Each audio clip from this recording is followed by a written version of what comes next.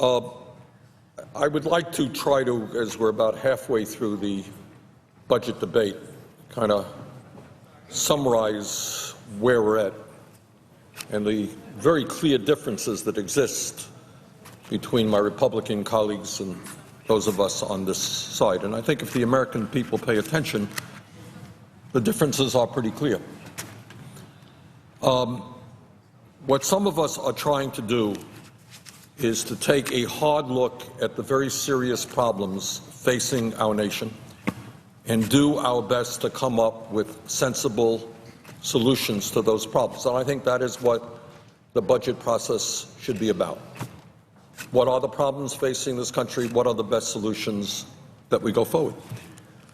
But already we have strong disagreements as to how we even look at the problems facing this country. From my perspective, and I think from the perspective, quite honestly, of the vast majority of the American people, the major economic problem that we face is a disappearing middle class.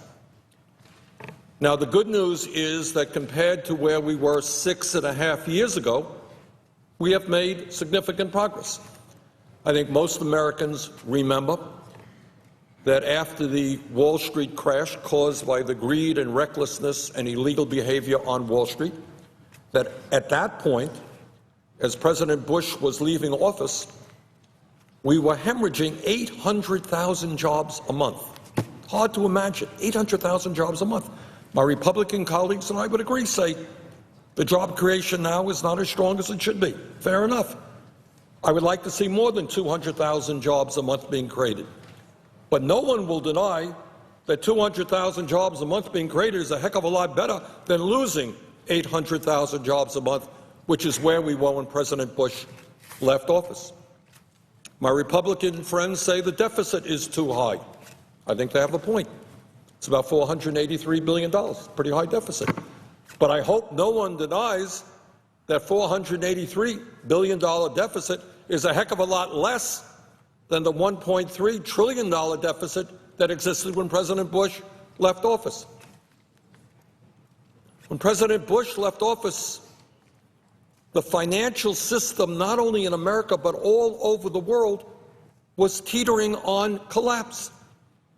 And we learned later, actually, that economists literally believed that the system would collapse. You put your ATM machine, you put your credit card into the ATM machine, nothing comes out. That's where we were 6.5 years ago.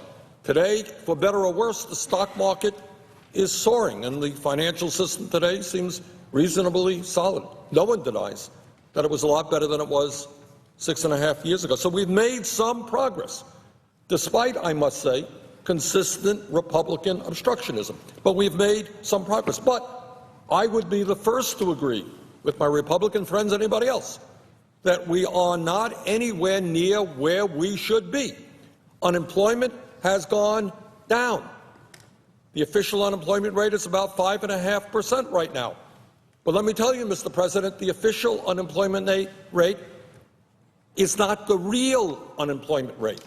When you include those people who have given up looking for work and those people who are working part-time, real unemployment in this country today is about 11%.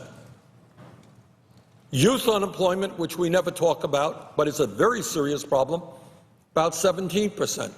African American youth unemployment, which we never talk about, is much higher than that. So what we are trying to do is we look out and we recognize a problem that says the American people tell us in every poll that I have seen that their most serious issue is jobs and wages. Jobs and wages. How do we create jobs? How do those jobs pay us a decent wage? Does anyone disagree with that? I don't think so. That's the issue. So what have we tried to do in this process?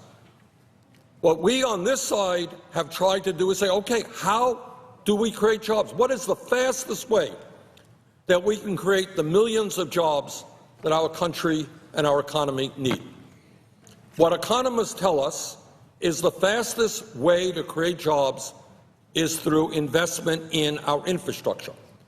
Does anybody, any Republican, Democrat, progressive, conservative, disagree that our infrastructure is in a state of terrible disrepair. That is, our roads, our bridges, our water systems, our wastewater plants, our airports, our rail system, our levees, our dams. I don't think there's any disagreement. And what the experts tell us, and I speak as a former mayor and concur with the experts, is that when you delay work on infrastructure, it only gets worse. If you do not rebuild a crumbling road, it gets worse. If you do not build a decaying water system, it becomes worse and more expensive to repair. So what have we said here on this side? What we have said is, let us not kick this can down the road, which we have for many, many years. Let's acknowledge the problem, and let's make serious investment in infrastructure, rebuilding our crumbling roads and bridges and rail system and water plants and wastewater plants, etc. That's what we did. And we brought forth an amendment, which I introduced, that would create some 9 million jobs in rebuilding our crumbling infrastructure. 9 million jobs over a period of 6 years. And the way we paid for that $478 billion investment, I think makes sense to most Americans who understand that we have major corporation after major corporation, Mr. President, that pays zero in federal income tax because they take advantage of absurd loopholes. Loopholes that allow them to invest their money, put their money in the Cayman Islands, Bermuda, Luxembourg, other tax havens. They pay nothing in federal income taxes. So we have said, let's repeal those loopholes. Let's raise the revenue we need. Let's invest it in the infrastructure. And let us, in the process, create millions of decent-paying jobs.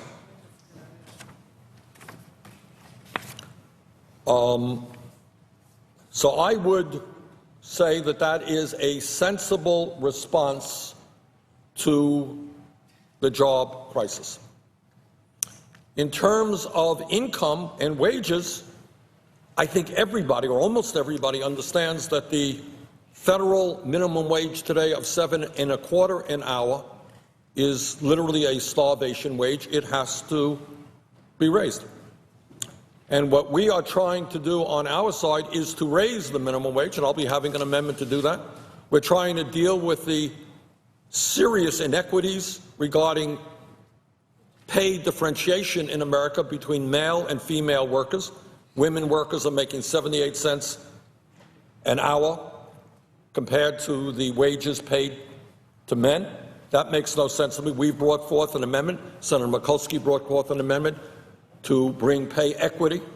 That's an important issue. We're going to fight for reform of overtime rules so that people who are making $25,000 a year as so-called supervisors at McDonald's or Burger King, they are not earning time and a half despite the fact that they work 50 or 60 hours a week. So those are a few of the issues that we're trying to focus on. Create jobs, raise wages. And I have to say, unhappily, that my Republican colleagues have not been supportive of those efforts. What they have been absolutely persistent about is they will do anything. Cut Medicare, cut Medicaid, cut education, cut nutrition. They will do anything other than ask the wealthiest people in this country, who are doing phenomenally well, the largest corporations who are enjoying record-breaking profits. They will do anything to prevent those groups from paying more in taxes, even if it means massive cuts to programs that working families desperately depend upon. And with that, at this point, Mr. President, I would I would ask unanimous consent that the pending amendment be set aside and call up Amendment 777. Is there objection? Without objection, the clerk will report the amendment. The senator from Vermont, Mr. Sanders, proposes an amendment numbered 777. Let further reading be dispensed with. Without objection.